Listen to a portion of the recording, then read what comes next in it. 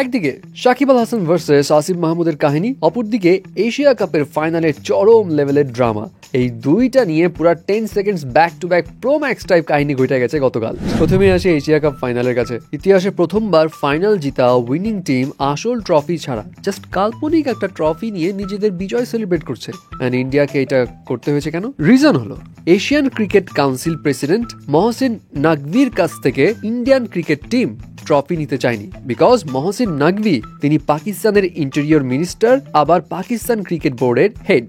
এখন নিতে চাইনি কি আর করার। এর মধ্যে আবার এই মহসিন নাকভি কি করেছে, নিবি না আমি ট্রফি নিয়ে চলে গেলাম, এবং লিটারালি তিনি ট্রফি নিয়ে চলে যায়, যার কারণে ইন্ডিয়ান ক্রিকেট টিমকে ওই ইমাজিনারি ট্রফি নিয়েই কাজ করতে হয়। অপরদিকে এই পাকিস্তানি ক্রিকেট টিমের ক্যাপ্টেন সালমান আগাও কম যায় না, তিনি আবার রানার্স আপের যে চেকটা আছে সেটা রিসিভ করলেন। তারপর এই যে এই কাহিনী,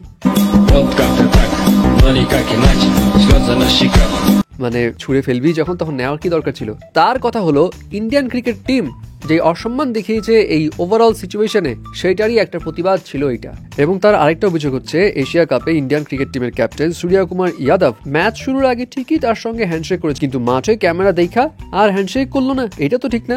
ইনফ্যাক্ট পোস্ট ম্যাচ প্রেস কনফারেন্সে স্টেটমেন্ট নিয়েও পাবলিকরা মজা নিচ্ছে, বলছে পাকিস্তানি ক্যাপ্টেন ইন্ডিয়ান ক্যাপ্টেনের কপি করছে। মানে সূর্য কুমার জানিয়েছিল সে তার উইনিং মানি ইন্ডিয়ান সোলজারদেরকে ডোনেট করবে। এরপর পাকিস্তানি ক্যাপ্টেন সালমান আগাও জানায় পাকিস্তান তাদের ম্যাচ ফিস সব সেই সমস্ত পাকিস্তানি পরিবারদের কাছে হস্তান্তর করবে যারা ইন্ডিয়ানদের অ্যাটাকের কারণে ক্ষতিগ্রস্ত হয়েছে। মানে চরম রেশারেশি কারবার ভাই।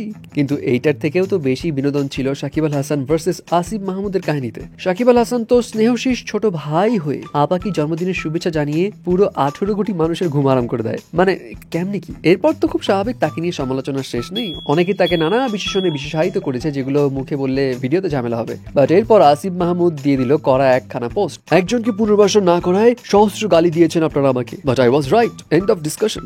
যদিও তার এই পোস্ট নিয়ে অনেকে তাকে ধন্যবাদ জানাচ্ছে, কিন্তু আরেক পক্ষ তামিমকে টেনে এনে সমালোচনায় ব্যস্ত।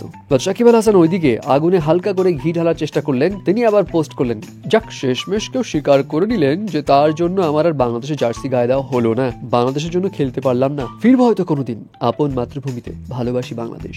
তার এই পোস্ট দেখে অনেকে আবেগায়িত হয়ে বলছে রাজা আসবে রাজ্যে রাজার বেশে। তো আবার কেউ কেউ বলছে ও প্রিয় নাটক কম করো, তুমি অন্যের প্রেমে আসক্ত বুঝে গেছি সবাই। যাই হোক, ওভারঅল এই সমস্ত ঘটনা যেন আচার ছাড়া ল্যাটকা খিচুড়ি।